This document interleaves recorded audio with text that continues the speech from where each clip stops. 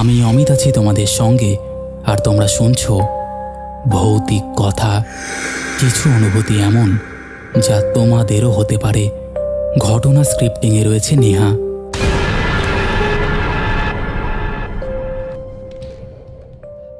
Welcome back. কেমন আছো বন্ধুরা? আশা করছি প্রত্যেকে ভালো আছো এবং শুনতে চলে এসেছো তোমাদের অতি পছন্দের পরিবার ভৌতিক কথা। আজকের এই এপিসোডে তোমরা শুনতে চলেছো জমজমাট একটি ঘটনা। আর আজকের এই এপিসোড শুনে তোমাদের কি মনে হবে জানো? যে এরকম কি হয়, এরকম হতে পারে। একদম আধুনিক একটা ঘটনা আছে, যেটা বর্তমানে আমাদের এই সরকার এসে করলো না, যে প্রতীক্ষালয়গুলো রাস্তার ধারে ধারে, ঠিক সেই প্রতীক্ষালয়ের মধ্যে ঘটেছে। একদম জমজমাট হতে চলেছে। তো আর একদম দেরি করব না, তোমরা লাইক কমেন্ট শেয়ার করে দিয়েছো আমি জানি। যারা করনি তাড়াতাড়ি করে দাও, নাহলে কিন্তু করতে ভুলে যাবে ঘটনায় হারিয়ে গিয়ে।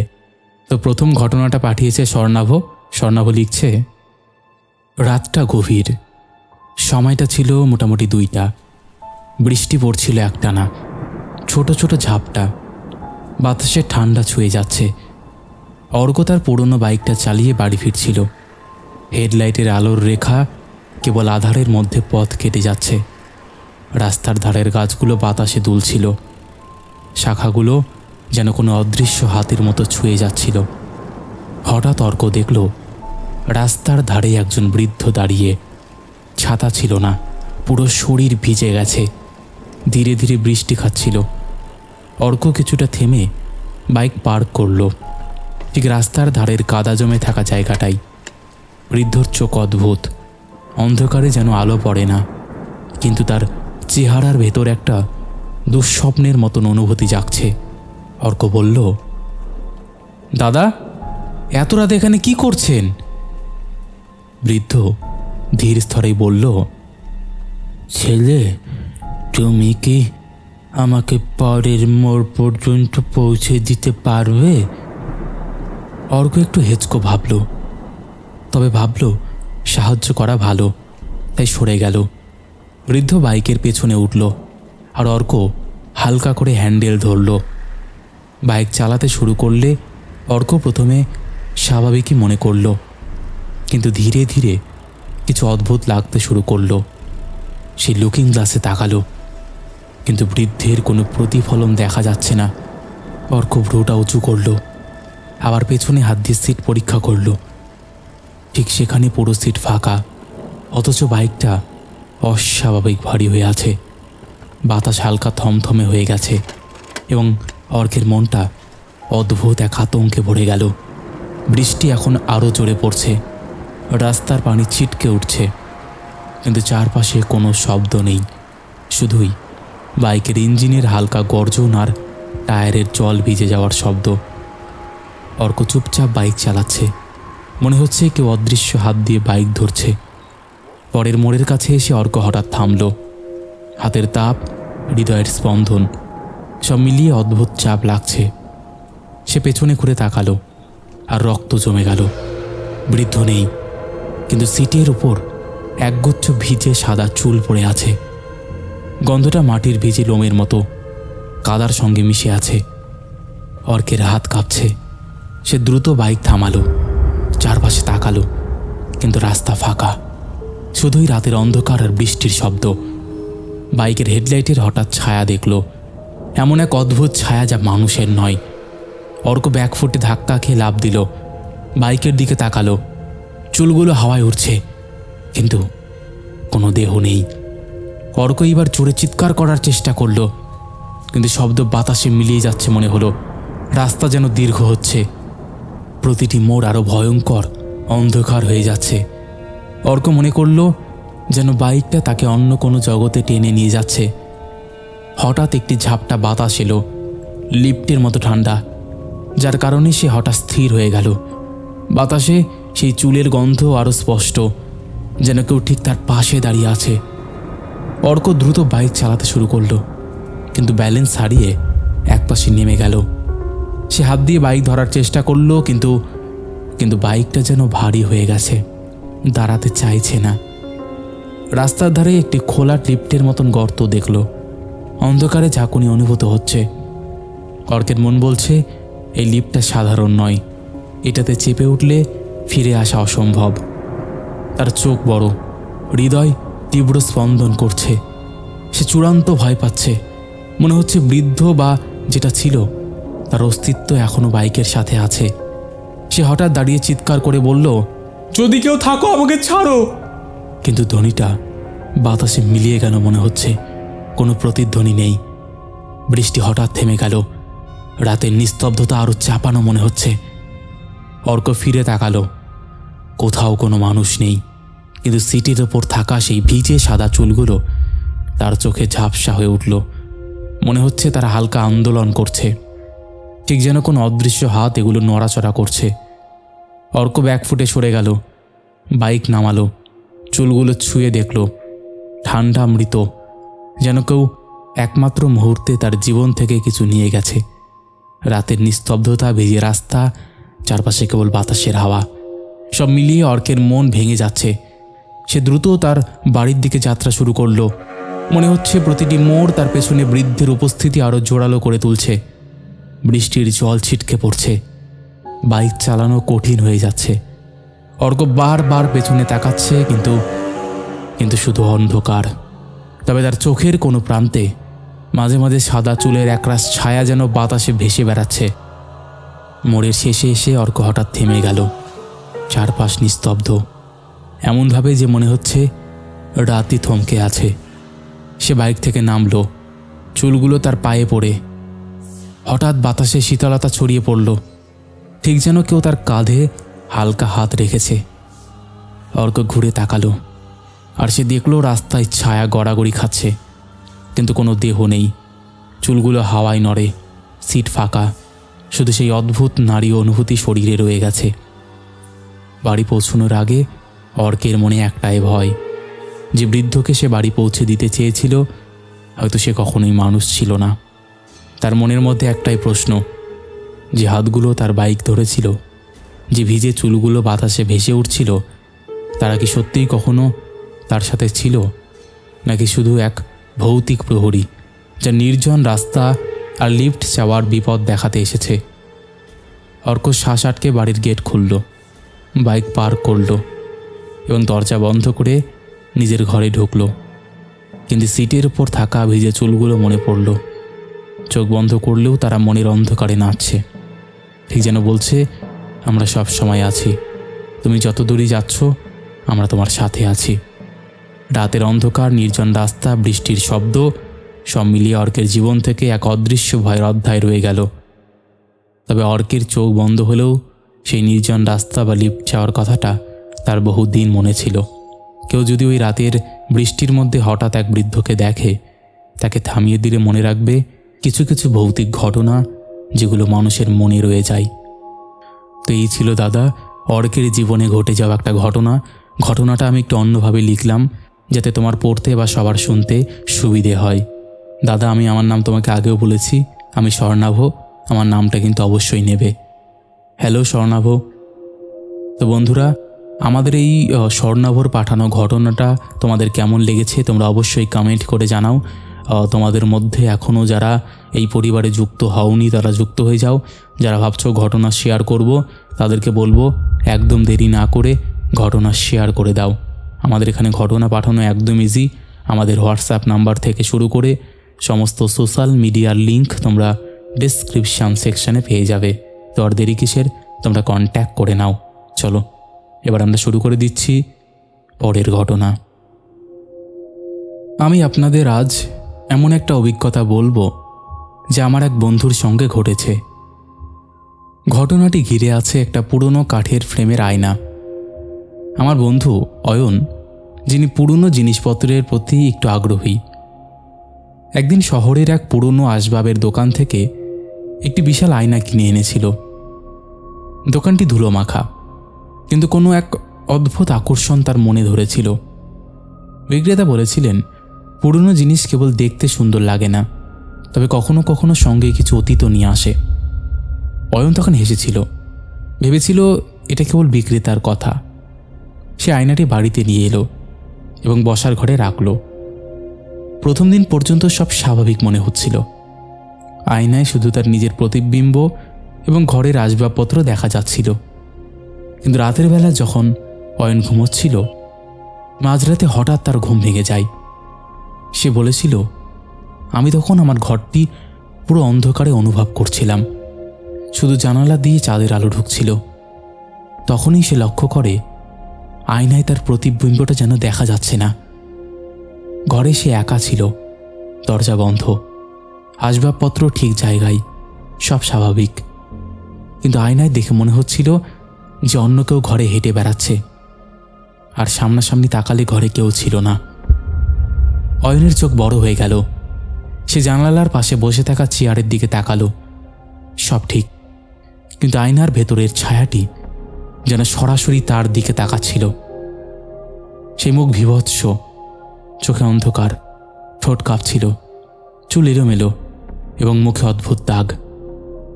অয়ন পেছনে সরে গেল। সে বলল, হৃদয় প্রচণ্ডভাবে তার কাঁপছিল। মনে হচ্ছিল সেই মুহূর্তে তার শরীরের প্রতিটি কোণে ভয় ছড়িয়ে পড়ছে। ছায়াটা ধীরে ধীরে আয়নার কাচের উপর হাত রাখল। কাচটা ফাটতে শুরু করলো। অয়ন চিৎকার করতে চাইল, কিন্তু কোনো শব্দ বেরোলো না। তার শরীর থমকে গিয়েছিল, হাত পা কাঁপছিল, কিন্তু সে নিজেকে সরাতে পারছিল না। আয়নার ভেতরের মুখ ধীরে ধীরে ঘরের মধ্যে এগোচ্ছে। মনে হচ্ছিল ঘরের প্রতিটি জিনিস যেন তার উপস্থিতি অনুভব করছে। বাতাস হালকা ঠান্ডা, ফ্রেমের চারপাশে ধুলো নড়ছে। কেবল সেই ভয়ঙ্কর মুখ আর হাত কাছে চাপানো দৃশ্য স্পষ্ট। অয়ন চুল কাঁপানো অবস্থাতে বারবার তাকালেন।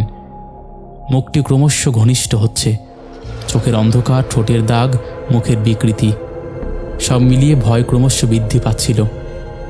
ও বলল, আমি তখন বুঝতে পারছিলাম যা দেখছি তা কেবল প্রতিফলন নয়, এক ধরনের বাস্তব অভিশাপ। সে পিছিয়ে সরে গেল, কিন্তু পা জমে গিয়েছিল মনে হচ্ছিল। ছায়ার হাত ধীরে ধীরে কাচে চাপ দিচ্ছিল, যেন আয়নার বাইরে থেকে তাকে স্পষ্ট করছে। ঘরের নিস্তব্ধতা আরও চাপানো। তিনি মনে মনে চিৎকার করলেন, কিন্তু শব্দ বের হলো না। পরের মুহূর্তে হঠাৎ ভোরের আলো ঢুকলো। সব স্বাভাবিক মনে হলো। ঘর, আসবাব, আয়না সব ঠিক জায়গায়, কেউ উপস্থিতি নেই। কিন্তু অয়ন চোখ খুলে নিজের গলার কাছে 5 আঙ্গুলের কালশিটের দাগ দেখতে পেল। সে বলল, আমি বুঝতে পারলাম সেই রাতের অভিশাপ। আয়নার ভেতরের মুখ, ছায়া এবং হাত শুধু দেখার বিষয় না, তা আমার শরীরেও স্পর্শ করেছে। অয়ন বলছিল, আমি প্রতিটা নিঃশ্বাসে মনে করছিলাম যে অভিশাপটা আমার সঙ্গে রয়েছে। আয়নার প্রতিফলন এখনও আমার মনে ভেসে উঠছে। অয়ন বলছিল, পরের কয়েকদিন আমি কখনোই ঘরে একা থাকিনি। আয়না শুধু একটা জিনিস নয়, এটা একটা অভিশাপের মাধ্যম। সে ঘরের প্রতিটি কোণে তাকালেই এবার তার মনে হতো আয়নার ভেতরের ছায়া ঘরের চারপাশে ঘুরছে। হাত, মুখ, চোখ প্রতিটি মুহূর্তে মনে হচ্ছিল স্পর্শ করছে। সে জানত পুরনো জিনিস কখনোই কোনো সৌন্দর্য দেয় না, সাথে অভিশাপও নিয়ে আসে। সে বলছে, তারপর থেকে সে শিখেছে পুরনো জিনিসের সঙ্গে আসা অভিশাপ কখনো শুধু গল্প নয়। আমি সেই অভিশাপের সাক্ষী হয়েছি। চোখ বন্ধ করলেও সে বিভৎস মুখ, হাত এবং দাগ মনে ভেসে উঠছে। কিন্তু অয়ন জানে যে অভিশাপ বাস্তব। আমি এখন আর কখনো একা থাকতে পারি না। ঘরের প্রতিটি নিঃশ্বাস, প্রতিটি ছায়া আমাকে মনে করিয়ে দেয় পুরনো জিনিসের সঙ্গে আসা অভিশাপ চিরকাল লেগে থাকে। এরপর থেকে আমি কখনো কোনো জিনিস পুরনো কিনি না। মোবাইল হোক, বাইক হোক, আজ পর্যন্ত কোনো জিনিস আমি পুরনো কিনিনি। সেটাই আমার জীবনের একটা বড় শিক্ষা। যারা ভাবছো যে পুরনো জিনিস কিনবে, সেটা কেনার আগে অবশ্যই তার অতীতের হিস্ট্রিটা জানবে। নাহলে পুরনো জিনিস কিনে কিন্তু তুমিও বা আপনারাও বিপদে পড়তে পারেন। তাই এটাই আমার সবার কাছে অনুরোধ। আশা করছি অমিতদা, এই ঘটনাটা তোমার ভালো লাগবে। যদি ভালো লাগে অবশ্যই পড়ে শুনিও। অপেক্ষায় থাকবো। পুরনো জিনিস, সত্যি কথা বলতে এই পুরনো জিনিস অনেক কিছুই বহন করে। পুরনো জিনিসের সঙ্গে অনেক কিছু থাকে। এরকম একটা ফ্যানের ঘটনা আমি শুনেছিলাম, সিলিং ফ্যানের, যে সেটা কেনার পর থেকে আওয়াজ করতো, কিন্তু দিনের বেলা আওয়াজ করতো না, শুধু রাতের বেলা। এবং কেন করতো, কি করতো জানি না। সেটা নিচ থেকে নাকি সে মাঝে মধ্যেই দেখতে পেত কেউ ঝুলছে। অ্যাকচুয়ালি পরে সেটার অতীত জানা গেলে জানা যায় সেই ফ্যানের সঙ্গে কেউ একজন সুইসাইড করেছিল, যে হ্যাঙ্গিং হয়ে। তারপরে বাকিটা বুঝতেই পারছো। যাই হোক, এই ছিল ঘটনা। আশা করছি তোমাদের ভালো লাগবে। ভালো লাগলে অবশ্যই কমেন্ট করে জানিও। তবুও একটা কথা বলবো আমি, ভৌতিক কথা, কোনো রকম অন্ধবিশ্বাস, কোনো রকম কুসংস্কার বা কোনো রকম নেগেটিভিটিকে প্রশ্রয় দেয় না। ভৌতিক কথার কাজ শুধুমাত্র মানুষের জীবনে ঘটে যাওয়া ঘটনা সবার সামনে তুলে ধরা, নচেত আর কোনো উদ্দেশ্য নেই। তাই যারা বিশ্বাস করছো না তারা এগুলোকে এন্টারটেইন হিসেবেই নিয়ে নাও। চলো এবার আমরা শুরু করে দেই পরের ঘটনা। নমস্কার অমিত ভাই, আমি অভিক ভট্টাচার্য বলছি। তোমাকে আজকে একটা ঘটনা শেয়ার করছি। ঘটনাটা সৌম আমাকে যেভাবে বলেছে আমি একটু ভালো করে গুছিয়ে তোমাকে লিখছি। অন্ধকার এক রাস্তার নিস্তব্ধতা চিরে ঝিঝি পোকার একটানা ডাক শোনা যাচ্ছিল। ঘড়িতে তখন রাত 1:30। কর্ণাটক থেকে আসা সৌম এখন বীরভূমের এক প্রত্যন্ত রাস্তায় দাঁড়িয়ে। তার গন্তব্য ছিল দূর সম্পর্কের মামার বাড়ি, কিন্তু ফোনটা আধ ঘন্টা ধরে নট রিচেবল। সৌমর কাছে শুধু গ্রামের নামটা ছিল, কিন্তু এই অমাবস্যার রাতে পিচ ঢালা কালো রাস্তা আর দুই পাশে ঘন জঙ্গলের মধ্যে ঠিক কোন দিকে গেলে গ্রাম সেটা বোঝার কোনো উপায় নেই। রাস্তায় কোনো জনমানুষ নেই। হঠাৎই রাস্তার বাঁকে সে দেখতে পেল একটা নতুন চকচকে প্রতীক্ষালয়। উজ্জ্বল নীল সাদা রং, ভেতরে বসার জন্য গ্রানাইটের স্ল্যাব বসানো, যেটা বর্তমানে প্রতিটা রাস্তায় দেখা যায়। ক্লান্ত শরীরে সৌম ঠিক করল এখানেই বসে অপেক্ষা করবে। মামা ফোন ব্যাক করলে তখন কোনো টোটো বা রিক্সা খোঁজা যাবে। সৌম প্রতীক্ষালয়ের বেঞ্চে বসতেই একটা অদ্ভুত শিরশিরানি অনুভব করল। বাইরে ঝিরঝিরে হাওয়া দিচ্ছিল, কিন্তু প্রতীক্ষালয়ের ভেতরটা যেন অস্বাভাবিক রকমের গরম, ঠিক যেন কেউ পাশে বসে জোরে জোরে নিঃশ্বাস ফেলছে। সে ভাবল মনের ভুল। হঠাৎ তার ফোনের নেটওয়ার্ক পুরোপুরি গায়েব হয়ে গেল। ডিসপ্লেতে সময়টা যেন থমকে দাঁড়িয়েছে 1:33। মিনিট 5 পর সে লক্ষ্য করল রাস্তার ধারের ল্যাম্পপোস্টের আলোটা অদ্ভুতভাবে কাঁপছে। হঠাৎই প্রতীক্ষালয়ে টিনের চালে বিকট শব্দে কিছু একটা পড়ল, যেন বিশাল বড় একটা পাথর কেউ ওপর থেকে ছুঁড়ে মেরেছে। সৌম লাফিয়ে বাইরে বেরিয়ে এলো, কিন্তু আশপাশে কেউ নেই। শুধু রাস্তার ওপারে একটা বটগাছের ডালগুলো অস্বাভাবিকভাবে দুলছে, যদিও তখন কোনো বাতাস ছিল না। সে ভেতরে ফিরে আসতেই দেখল সে যে গ্রানাইটের বেঞ্চে বসেছিল সেখানে ভিজে কাদার ছোপ, ঠিক যেন কেউ খালি পায়ে সেখানে দাঁড়িয়েছিল। অথচ সে মাত্র কয়েক সেকেন্ডের জন্য বাইরে গিয়েছিল। সৌমর কপালে ঘাম জমতে শুরু করেছে। সে আবার ভেতরে গিয়ে বসল। এবার সে স্পষ্ট শুনতে পেল একটা ভারী কিছু টেনে নিয়ে যাওয়ার শব্দ।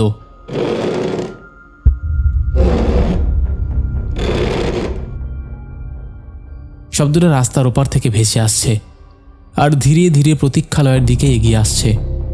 টর্চ জেলে সেদিকে তাকাতেই সৌমর রক্ত হিম হয়ে গেল। রাস্তার মাঝখানে একটা লম্বা ছায়া দাঁড়িয়ে, মানুষের মতন গড়ন, কিন্তু উচ্চতা অন্তত 8 ফুট। হাতগুলো হাঁটু ছাড়িয়ে নিচে নেমে গেছে। ছায়াটার কোনো মুখ নেই, শুধু ধবধবে সাদা দুটো গর্ত চোখের জায়গায়।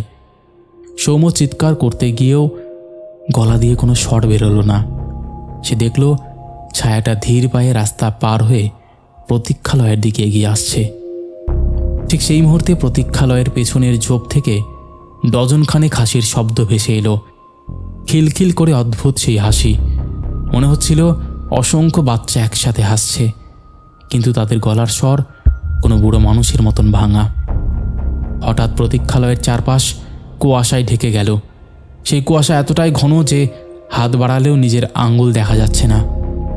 হঠাৎ প্রতীক্ষালয়ের ভেতরের লাইটটা দপ করে নিভে গেল। ঘুটঘুটে অন্ধকারে সৌম অনুভব করল একটা বরফ শীতল হাত তার কাঁধের উপর রাখা হয়েছে। কানের কাছে কেউ ফিসফিস করে বলে উঠল, ঠিকানা খুঁজছিলে? আমাদের সাথে চলো, পৌঁছে দিচ্ছি। অন্ধকারে এসে দেখতে পেল প্রতীক্ষালয়ের দেওয়ালে যেন রক্ত। হঠাৎই তার মনে হলো পায়ের কাছে কিছু একটা নড়ছে। টর্চ মারতেই দেখল সেখানে কিচ্ছু নেই। বাতাসে এবার একটা পচা লাশের গন্ধ তীব্র হয়ে উঠল। সৌম দেখল কুয়াশার ভেতর দিয়ে অনেকগুলো ছায়া প্রতীক্ষালয়টাকে যেন ঘিরে ফেলেছে। তাদের কারোর মাথা নেই, কারোর হাত নেই। তারা সবাই বিড়বিড় করে কিছু একটা মন্ত্র পড়ছে মনে হচ্ছে। সেই শব্দে সৌমর কান ফেটে যাওয়ার উপক্রম হলো। ছায়াগুলো এখন প্রতীক্ষালয়ের ভেতরে ঢুকতে শুরু করেছে। সৌমর জ্ঞান হারানোর উপক্রম। ঠিক সেই মুহূর্তে তার ফোনের রিংটনটা বেজে উঠল। ডিজিটাল দুনিয়ার সেই অপরিচিত সুরটা যেন এক মুহূর্তের মধ্যে অশরীরী পরিবেশটাকে ছিঁড়ে ফেলল। মামার ফোনের আলোটা জ্বলে উঠতেই সামনের ছায়াগুলো এক নিমিষে ধোয়ার মতন মিলিয়ে গেল। সৌম্য কাঁপতে কাঁপতে ফোনটা ধরল। ওপার থেকে মামার উত্তেজিত গলা, সৌম্য, তুই কোথায়? ওই নতুন বাস স্ট্যান্ডে যাসনি তো? ওখানে গিয়ে থাকলে তুই তাড়াতাড়ি বেরিয়ে আয়। আমি বলছি কেমন ওটার গায়ের রং নীল সাদা করা, জায়গাটা খুব অভিশপ্ত। গত সপ্তাহে ওখানে 3 জনকে পাওয়া গেছে যাদের চোখ উপড়ে নেওয়া হয়েছিল। তুই এক্ষুনি ওখান থেকে বেরিয়ে আয় যদি ওখানে থাকিস। সৌম্য কথা বলতে পারল না। সে দেখল ফোনের আলোয় দেওয়ালে নিজের ছায়ার বদলে আরও 5টা ছায়া দেখা যাচ্ছে। তারা সবাই সৌম্যর একদম গা ঘেঁষে দাঁড়িয়ে। হঠাৎ ফোনটা তার হাত থেকে পড়ে গেল। ডিসপ্লে ফেটে গিয়ে আলো নিভে যাওয়ার আগে সে শেষবারের মতন দেখল বেঞ্চের উল্টো দিকে বসে আছে একজন ব্যক্তি, যার পরনে সৌম্যর মতোই জামা। লোকটি ধীরে ধীরে মুখ ফেরালো। লোকটির কোনো মুখ নেই, শুধু একটা বড় হা করা গর্ত, সেখান থেকে একটানা রক্ত গড়িয়ে পড়ছে। ভোরের আলো যখন ফুটল, গ্রামের লোক এসে দেখল প্রতীক্ষালয়টি একদম ঝকঝকে পরিষ্কার। শুধু মেঝের মাঝখানে সৌম্যর ফোনটা পড়ে আছে, যার স্ক্রিনটা ভেঙে চুরমার হয়ে গেছে। সৌম্য আর দেরি না করে সে প্রতীক্ষালয় থেকে যত দ্রুত সম্ভব মামার বাড়ির দিকে রওনা দিল। মামার বাড়িতে গিয়ে সে সমস্ত ঘটনা খুলে বলল। তারপরে তার মামা একজন ওঝার কাছে তাকে নিয়ে গিয়েছিল। ওঝা বলেছিল কিছু হবে না, শুধু সেদিন ভয় দেখিয়েছিল, আর কিছু করেনি। হয়তো ওর ভাগ্য ভালো যে ও বেঁচে গেছে। তো অমিত, এই ছিল ঘটনা।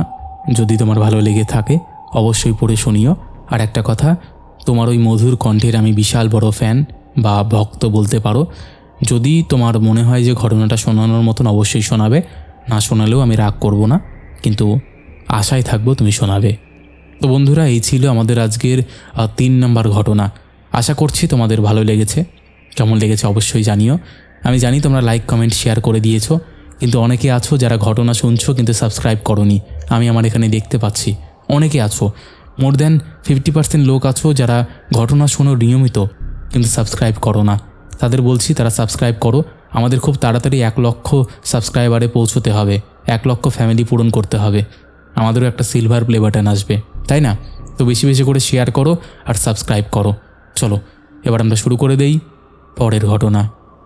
নমস্কার, আমার নাম শিলাদিত্য। আমি পেশায় একজন স্থপতি। আর এই কারণে পুরনো আমলের ব্রিটিশ বাংলো বা হোটেলের কাঠামোর প্রতি আমার এক অদ্ভুত টান আছে। সেই টান থেকেই আমি গত 2 বছর আগে দার্জিলিংয়ের এক নির্জন প্রান্তে এক হোটেলে গিয়ে উঠেছিলাম। হোটেলটি লেবং কোর্ট রোডের কিছুটা গভীরে এবং শহরের মূল কোলাহল থেকে অনেকটাই বিচ্ছিন্ন ছিল, যা আমাদের মতো নির্জনতা প্রেমী মানুষের জন্য আদর্শ। কিন্তু সেখানে পা রাখা মাত্রই আমার একটা অদ্ভুত অস্বস্তি হতে শুরু করলো। এক অদ্ভুত ভারী অনুভূতি মনে হচ্ছিল। হোটেলের ম্যানেজার মিস্টার থাপা ছিলেন এক কৃষকায় মানুষ, যার চোখের কোণে সবসময় এক গভীর ভয়ের ছাপ লক্ষ্য করেছিলাম। কিন্তু তিনি মুখে কিছু প্রকাশ করেননি, বরং আমাকে 304 নম্বর রুমের চাবি দিয়ে বলেছিলেন যে রাতের বেলা ব্যালকনির দরজা যেন লক করে রাখি, কারণ পাহাড়ে নাকি চিতাবাঘের উপদ্রব বাড়ে। যদিও আমার মনে হয়েছিল তিনি অন্য কিছু লুকানোর চেষ্টা করছেন। আমি ঘরে ঢুকে দেখলাম ঘরটি সেকেলের আসবাবে ঠাসা এবং চারিদিকে ধুলো মাখা। এক অদ্ভুত গন্ধ ছড়িয়ে আছে, যা হয়তো বহু বছর ঘরটি বন্ধ থাকার ফল। কিছু আসবাবপত্রের পালিশ ছিল একেবারে নতুনের মতন, যা এক বিপরীত্য তৈরি করছিল। রাতের খাবার খেয়ে যখন আমি বিছানায় শুতে গেলাম তখন রাত 11টা বাজে এবং বাইরে কুয়াশা এতটাই ঘন হয়েছিল যে জানলার বাইরে হাত বাড়ালে নিজের আঙ্গুল দেখা যাচ্ছিল না। আর ঠিক সেই মুহূর্তেই আমি প্রথমবার শুনতে পেলাম সেই শব্দটা, যা আমার রাতের ঘুম কেড়ে নেওয়ার জন্য যথেষ্ট ছিল। আমার ঘরের ঠিক ওপরের তলার করিডোরে কেউ একজন যেন ভারী কোনো বস্তু টেনে নিয়ে যাচ্ছে, আর তার সঙ্গে শোনা যাচ্ছে কাঠের মেঝের উপর খুব ধীর গতির পদধ্বনি, যা কোনোভাবেই স্বাভাবিক মানুষের চলাচল বলে মনে হচ্ছিল না, কারণ শব্দটা ছিল তালের বাইরে এবং অত্যন্ত যান্ত্রিক।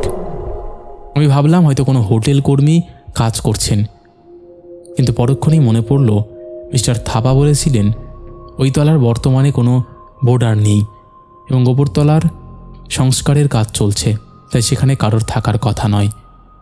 আমি নিজেকে শান্ত করার চেষ্টা করলাম এবং ভাবলাম হয়তো পাহাড়ি ইঁদুর বা কোনো বন্য প্রাণী হবে, কিন্তু শব্দটা ক্রমে আমার ঘরের ছাদের ঠিক ওপরের অংশে এসে থমকে দাঁড়ালো এবং তারপর শুরু হলো এক অদ্ভুত আঁচড়ানোর শব্দ, যেন কেউ নখ দিয়ে কাঠের তক্তাগুলোকে ছিঁড়ে ফেলার চেষ্টা করছে। সেই হাড়হিম করা শব্দের মাঝেই ঘরের তাপমাত্রা হঠাৎ করে কয়েক ডিগ্রি নেমে গেল এবং আমি অনুভব করলাম আমার ঘাড়ের কাছে কেউ যেন খুব ঠান্ডা নিঃশ্বাস ফেলছে, অথচ ঘরে আমি একাই ছিলাম, সব জানালা দরজা বন্ধ ভেতর থেকে। আমি সাহস সঞ্চয় করে টর্চ জ্বালিয়ে পুরো ঘরটা একবার দেখে নিলাম, কিন্তু কোথাও কিছু পেলাম না। তবে আয়নার দিকে তাকাতেই আমার রক্ত হিম হয়ে গেল, কারণ আয়নায় ঝাপসা কাচের উপর মনে হলো কিছু একটা লেখা। আমি ভাবলাম এটা হয়তো আগের কোনো পর্যটকের কিছু একটা লেখা লিখেছে। সেই আতঙ্কের রাতেই আমি যখন বাথরুমে গেলাম, তখন আমার সঙ্গে আবার এক অদ্ভুত ঘটনা ঘটল। আমি বাথরুমে গিয়ে দেখছি আমার শাওয়ারটা আগে থেকেই খোলা, মানে সেখান থেকে জল পড়ছে। আমি সেটা বন্ধ করে আবার বাইরে আসতেই দেখলাম সেটা চালু হয়ে গেল। এবার আমি আর পারলাম না, আমার শিরদাঁড়া দিয়ে শীতল স্রোত বয়ে গেল। আমি চিৎকার করতে চেয়েও পারলাম না, কারণ আমার গলা তখন যেন কোনো অদৃশ্য হাতে চিপে ধরেছে। বাতাসের চাপ এতটাই বেড়ে গিয়েছিল যে আমার মনে হচ্ছিল বুক ফেটে যাবে। আর ঠিক তখনই করিডোর থেকে এক মহিলার কান্নার শব্দ ভেসে এলো, যা বাতাসের শব্দের সাথে মিশে এক বীভৎস আর্তনাদ তৈরি করছিল। সেই কান্নাটা ছিল অত্যন্ত করুণ এবং তাতে মিশেছিল এক গভীর আরতি, যা শুনলে পাষাণ হৃদয়ের মানুষের কষ্ট হতো। কিন্তু সেই শব্দের নেপথ্যে ছিল এক অলৌকিক শক্তির উপস্থিতি। তা অনুভব করে আমি বিছানায় কুঁকড়ে পড়ে থাকলাম আর সারা রাত চোখের পাতা এক করতে পারলাম না। ভোরের আলো ফুটতেই আমি নিচে নেমে এলাম এবং মিস্টার থাপাকে সবটা জানালাম। তিনি অদ্ভুত শান্ত গলায় বললেন যে হোটেলে 20 বছর আগে এক বিদেশি মহিলা খুন হয়েছিলেন, যার খুনি আজও ধরা পড়েনি। তখন থেকেই এই 304 নম্বর ঘর আর ওপরের তলা অভিশপ্ত হয়ে আছে। মিস্টার থাপা আরও জানালেন যে প্রতি অমাবস্যার রাতে সেই মহিলার আত্মা আরও উপদ্রব করে, তার শক্তি সেদিন আরও বেশি করে অ্যাক্টিভ হয়ে যায়। আর আমি নাকি ভাগ্যবান যে ভোরের আলো না ফোটা পর্যন্ত তিনি আমার শরীরে স্পর্শ করেননি। আমি আর এক মুহূর্ত দেরি না করে ব্যাগ গুটিয়ে হোটেল থেকে বেরিয়ে এলাম, কিন্তু আজও আমার মনে হয় আমি কানে শুনতে পাই সে ভারী বস্তু টানার শব্দ আর সেই নির্জন হোটেলটির কথা। এখন আর বর্তমানে সেই হোটেলটি নেই। দার্জিলিংয়ের সেই ভ্রমণটি আমার জীবনের সবচেয়ে বড় বিভীষিকা হয়ে গিয়েছিল। আমি বুঝতে পেরেছিলাম যে সব সুন্দর জিনিসের আড়ালে সবসময় মাধুর্য থাকে তা না, বরং কিছু কিছু সময় থাকে এমন এক অন্ধকার যা মানুষকে আমৃত্যু তাড়া করে বেড়ায়। সেই ঘটনার পর থেকে বলতে গেলে আমি কোথাও গিয়ে থাকায় ছেড়ে দিয়েছিলাম, কোনো হোটেলে যেতেও আমার ভয় করতো। যাই হোক, আশা করছি তোমার ভালো লাগবে। যদি ভালো লাগে অবশ্যই শুনিও, অপেক্ষায় থাকবো। তো বন্ধুরা, এই ছিল আমাদের জমজমাট একটি এপিসোড। আশা করছি ভালো লেগেছে। আবার অনেক দিন পর তোমাদের 4টে ঘটনা শোনালাম। তোমাদের কোন ঘটনাটা বেশি ভালো লেগেছে জানিও। চলো এবার আমরা শুরু করে দেই শাউট আউট পর্ব। শেষের এপিসোডে ফার্স্ট কমেন্ট করেছে সাথী সান্ত্রা, সেকেন্ড কমেন্ট করেছে it's me Sumi, third comment করেছে পাপড়ি দোলা। 3জনই লাভ লাভ রিয়াক্ট দিয়েছে। তারপরে কমেন্ট করেছে লক্ষ্মণ সর্দার, সঙ্গীতা মজুমদার, রত্না রয়, রাকেশ, প্রশান্ত মোদক, অনন্যা ভৌমিক, অঞ্জলি মণ্ডল। তারপরে কমেন্ট করেছে অনলি ফানি বয়েজ, প্রিয়া সিং, নকুল বালা, হেমন্ত শিশির, হেমাংশু দা, সোমা দাস, নন্দিনী শীল, বিশ্বজিৎ দাস, চুমকি ঘোষ, দেবরাজ পান্ডা লিখেছে হাই অমিত দা, পারলে আমার নামটা কোনো এপিসোডের শাউট আউট পড়বে বলো প্লিজ। হ্যালো দেবরাজ। তারপরে কমেন্ট করেছে সৌরভ সূত্রধর, লিখেছে দাদা আমার বাড়ি রানাঘাটে, এরকম তো আগে শুনিনি, আমি বলতে পারবো না গো। তারপরে কমেন্ট করেছে অঙ্কুশ গেমার, লিখেছে খুব ভালো লাগলো কিন্তু রানাঘাটটা গুজব, হতে পারে। তারপরে কমেন্ট করেছে রফিকুল মোল্লা, নকুল বালা, অসীম দাস, মলি পাল, ধনঞ্জয় দাস, প্রভাস বৈদ্য লিখেছে হাই অমিতা, অনেকদিন পর তোমার গলার ভয়েসে শুনতে চলে এলাম। দাদা তুমি কেমন আছো? ভালো, তুমি কেমন আছো? তারপরে কমেন্ট করেছে সায়ন সমাদ্দার, নন্দিনী রয়, সন্দীপ ফোর, সরকার ডায়েরিজ, বিথিকা মণ্ডল, বিশ্বজিৎ সর্দার, অন্তিম স্যাড মোমেন্ট জবা দেবী লিখেছে, হ্যালো অমিতদা, আপনার ঘটনাগুলো খুব ভালো লাগলো। আমি ডানকুনি থেকে জবা চক্রবর্তী। হ্যালো অমিতদা, আপনার 3টে ঘটনা খুব ভালো লাগলো, থ্যাংক ইউ। তারপরে কমেন্ট করেছে পায়েল বিজয়, দেবাশিস বাগচি, অমিতা ঠাকুর, প্রিয়াঙ্কা নায়ক, শিহাব শাফিরুদ্দিন, শান্তনু মিস্ত্রি, ডিজে ব্লগার অনিশ, এমডি মন, শিল্পা চ্যাটার্জি, সুদেষ্ণা সিংহ রায়, সংঘমিত্র রয়, রোহিত সান্ত্রা, নয়ন মাঝি, বাপন কিস্কু, গীতা গোস্বামী, রেখা পাসমান, সুমিত ঘোষ, আদিবা মিম লিখেছে, ঘটনা 3টি খুব ভয়ঙ্কর ছিল, খুব ভালো লাগলো, বাংলাদেশ ঢাকা থেকে শুনছি একদম। তারপরে কমেন্ট করেছে বন্দনা রয়, রোহিত বিশ্বাস, সুশান্ত সাহা, ঋতুপর্ণা সরকার লিখেছে, এক জায়গায় বারবার যখন একই অনুভূতি হচ্ছে তখন ওই জায়গা দিয়ে বারবার যাচ্ছিলেন কেন, সেটাই তো কথা। তারপরে কমেন্ট করেছে তাপস অধিকারী, রিনু সাহা, উষিতা রয় লিখেছে, চলে এসেছি দাদা ঘটনা শুনতে একদম। তো এইরকম অসংখ্য প্রিয় মানুষেরা আমাদের শেষের এপিসোডে কমেন্ট করেছে, যাদের কমেন্ট আমি আর চাইলেও পড়তে পারছি না। তো আজকের মতন এখানেই শেষ করছি, আবার দেখা হবে নতুন কোনো ঘটনা নিয়ে।